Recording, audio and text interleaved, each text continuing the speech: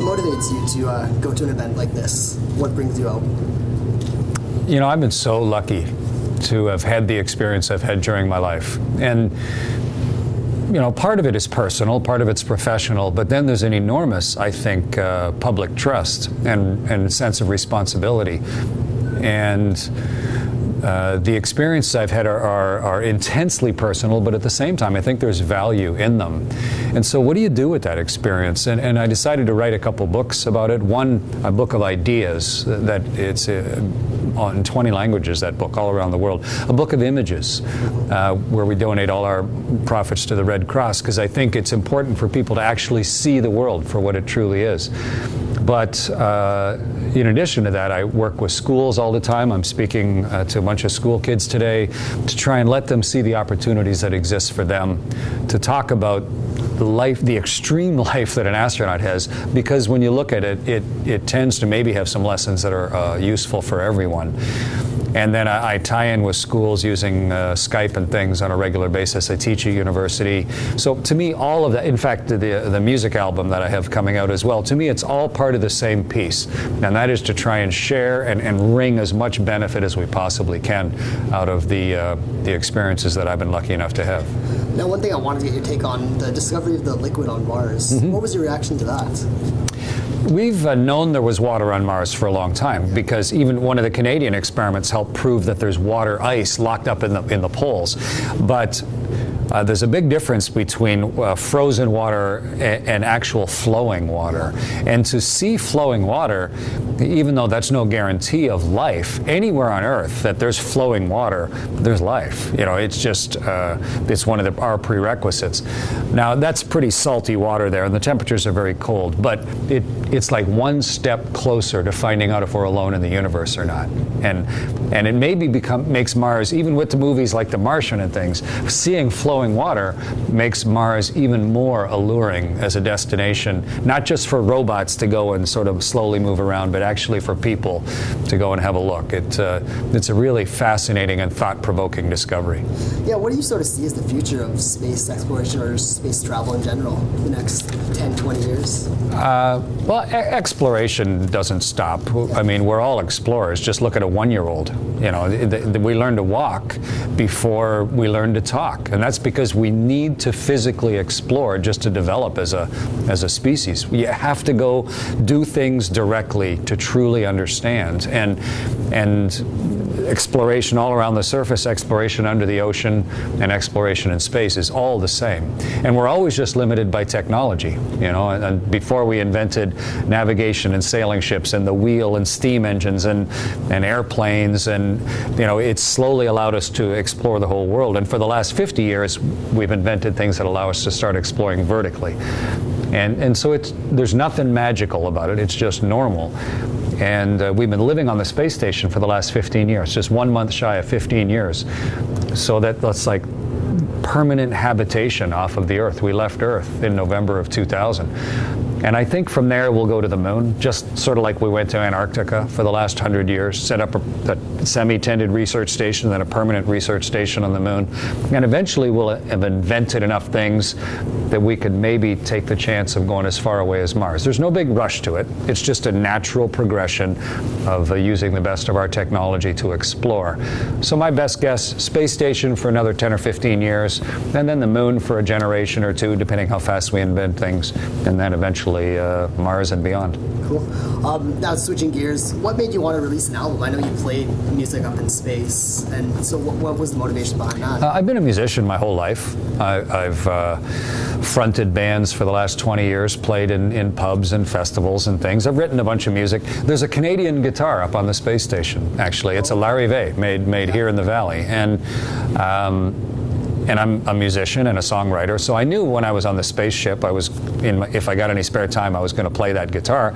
And I thought I should try and not just take pictures and not just think about it, but try and write some music to help understand the experience. And over my 5 months up there, in amongst everything else, I wrote about 15 songs or so. And I just did a real simple recording of them, just voice and guitar, just using GarageBand on an iPad, but with independent tracks.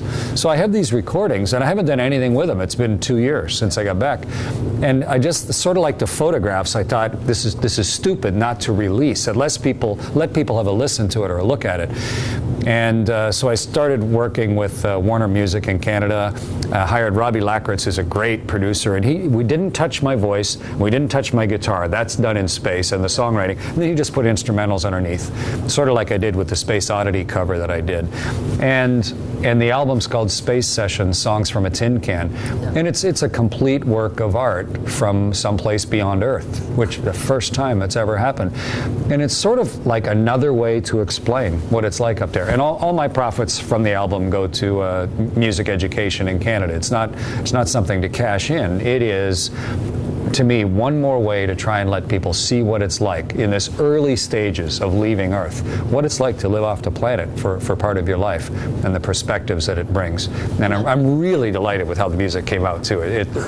We got some wonderful studio musicians that put stuff in I never would have thought of, but it's really made the music lovely and full.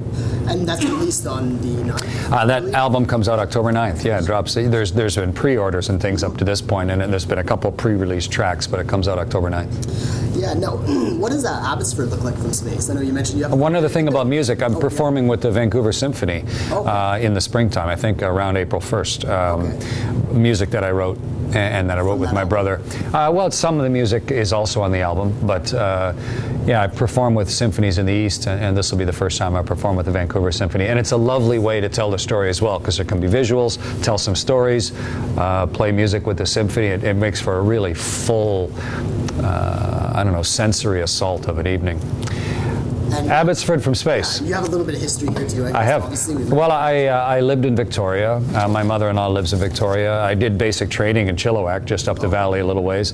And here at Abbotsford, of course, with the airport, I've been coming to air shows here for a lot of my life. And I flew a historic jet here back a few years ago, an F-86. I flew in formation with the snowbirds, you know, part of the show, and flew all around the inlet and everything. So I've done a lot of flying over the city and over Abbotsford. From space, when you get up above, you can really see what a river delta this is, how the Fraser comes in skinny and then spreads and has filled the whole valley, made it so lush, made it so desirable to live in. You can really see that. And then superimposed on 15,000 years of sedimentation here since the Ice Age, you can see how people have moved in and how it's changed the geography of land. You can see the reservoirs just hidden up in the hills, you know, that are feeding the water. You can see all the branches of the roads. It's you know, it's sort of like Google Earth, but it's so much richer when you see it with your naked eyes, because the seasons change and the textures change, and it's a real good understanding. Of course, not just the Fraser Valley and Abbotsford, but you get to know the whole world that way. Now, I know we're almost coming up on November. You've got a great mustache, obviously one of Canada's best mustaches.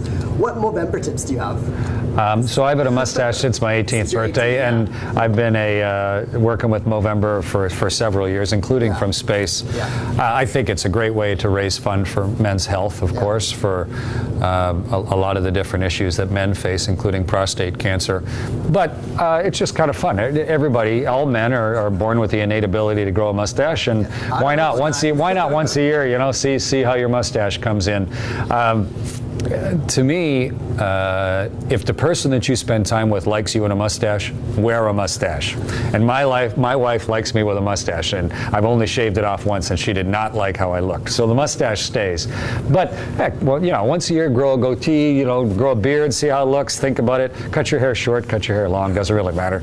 But I think it's a really fun idea, and it's really caught on, and it serves a good purpose. So it's just, and besides, it's something to laugh at someone who otherwise looks pretty good. If they get a bad looking mustache, it gives you 1 month of the year to pick on them. Do you shave it in October and then regrow it, or it's just... No,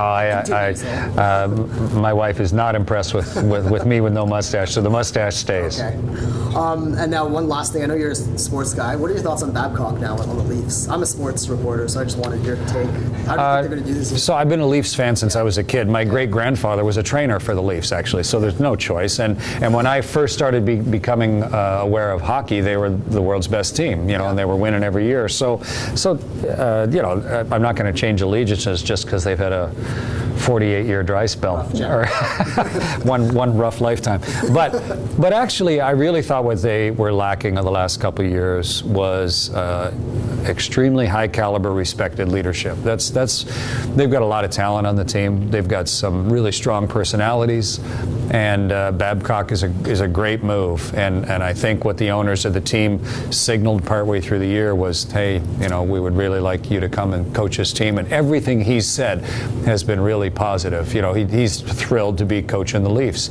And the only time I've met him was in Toronto Airport, and it was so nice. There was this young couple that wasn't from Canada who was kind of lost, and he'd actually stopped to help them in the airport, to show them directions of where they could go to get on the international flight. And I thought, here's a visually recognizable guy, a famous guy, all kinds of pressure, expectation, but obviously he's a nice guy as well. And so I got high hopes. I don't expect they're going to suddenly become the best team in the league in 1 year just because of a coach, but it's definitely a huge positive move, and hopefully there'll be enough stability over a few years to really build something, because obviously the fan base is there, the support base is there, and hopefully with his leadership we'll make the evolution to become a championship team. What's next for you now?